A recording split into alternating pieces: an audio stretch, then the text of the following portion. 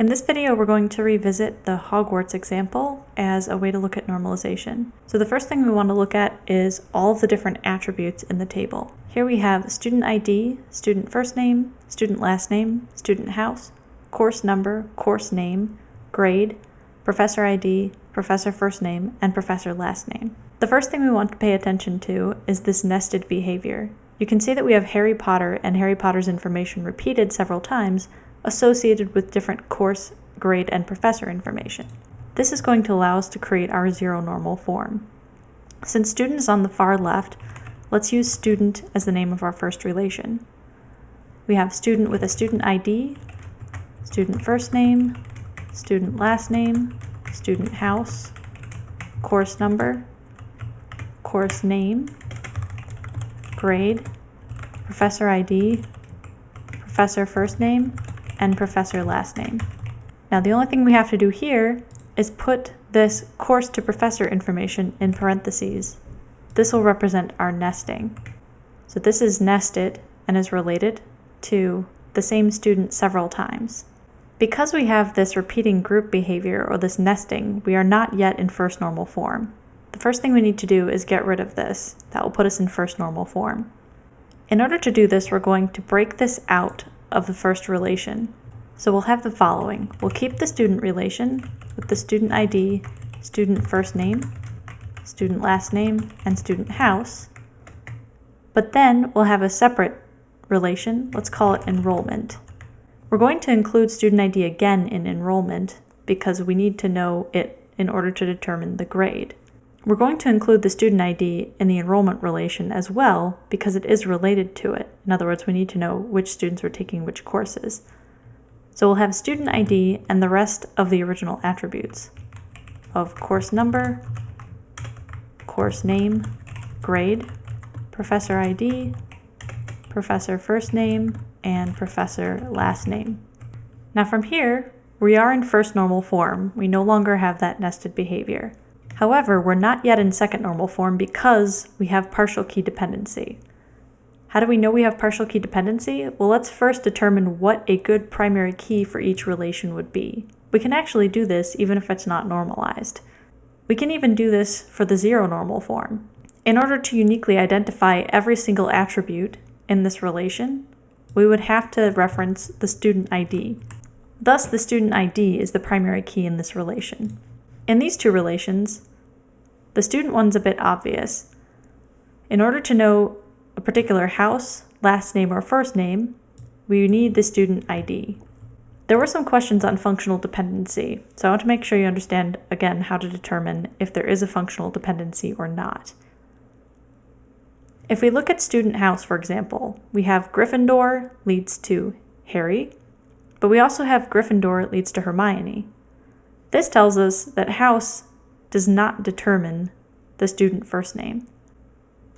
If we go the other way around, however, with student ID, we can see that if we choose the student ID of 1, we only get Gryffindor. If we choose 2, we also get Gryffindor. But remember, having two x's that determine the same y does not make it not a function. We have to examine every non-key attribute and find a key attribute for it.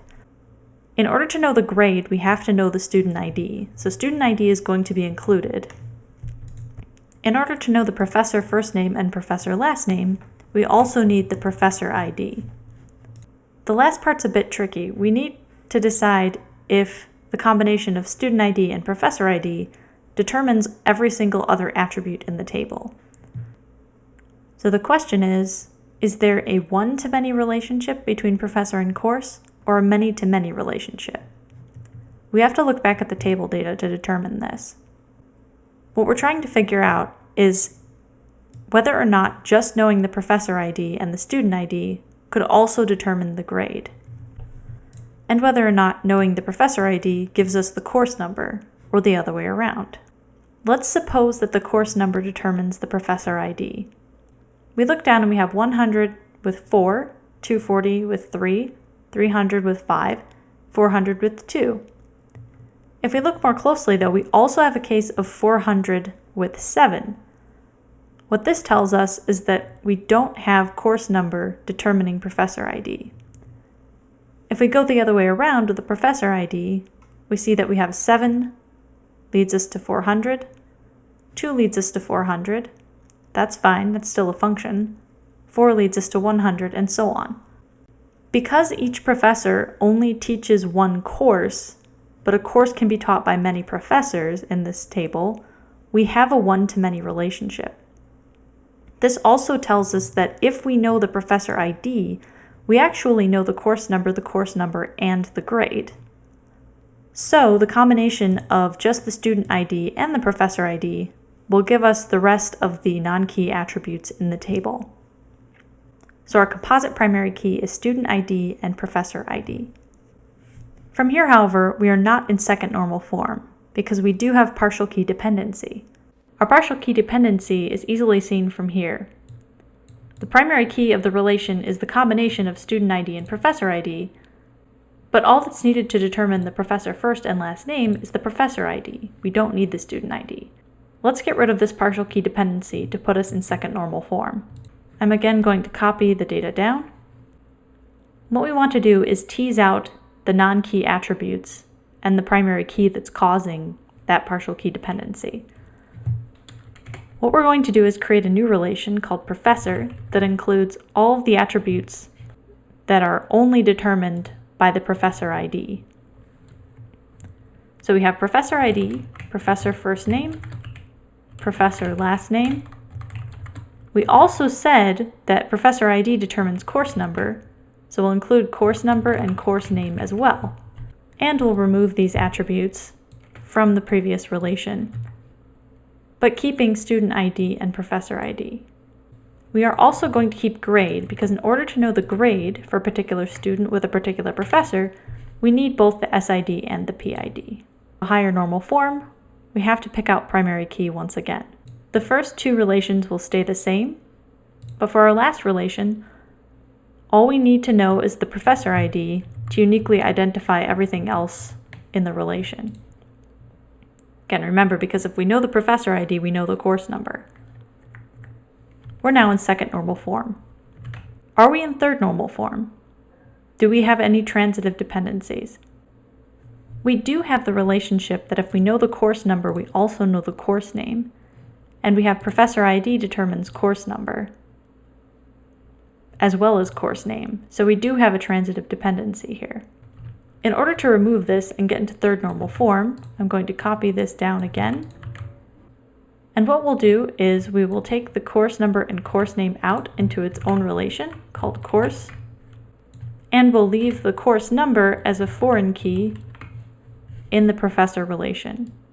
Course will have course number as its primary key. That puts us into third normal form, and we are then finished. Let's take a look at how to use the normalization tool to get to the different normal forms. You can find this link on Blackboard. First, we're going to enter the attributes that we have. We have student ID, student first name, student last name, student house, grade, course number, course name, professor ID, professor first name, and professor last name. From here, we can tell it the functional dependencies. Let's start with the easy ones first. We know that student ID determines student first name, student ID determines student last name, student ID determines student house. We also know that the professor ID determines the professor first name, the professor ID determines the professor last name, and the course number determines the course name. If you take a look at the current functional dependencies that we have, these don't account for any of the relationships between the entities. We just have the separate student, professor, and course entities. The last functional dependencies we have are those that determine these relationships. We talked about the relationship between professor and course, and student and professor. In order to get the grade, we need both the student ID and the professor ID. And finally, we also said that if we know the professor ID, we also have the course number. Once we're satisfied that we have the functional dependencies, we can choose normalize to 3NF. Either method is fine. Here you can see the resultant relations that we came up with. We have one for student with student ID, house, first and last name. We have one for professor with professor last name and first name, as well as a course number as a foreign key, a course relation with course number and course name, and an enrollment relation with professor and student ID that leads to grade. I encourage you to turn on the Show Steps feature and read through how the functional dependencies end up generating the different normalized relations. You can use this as a resource for your project as well.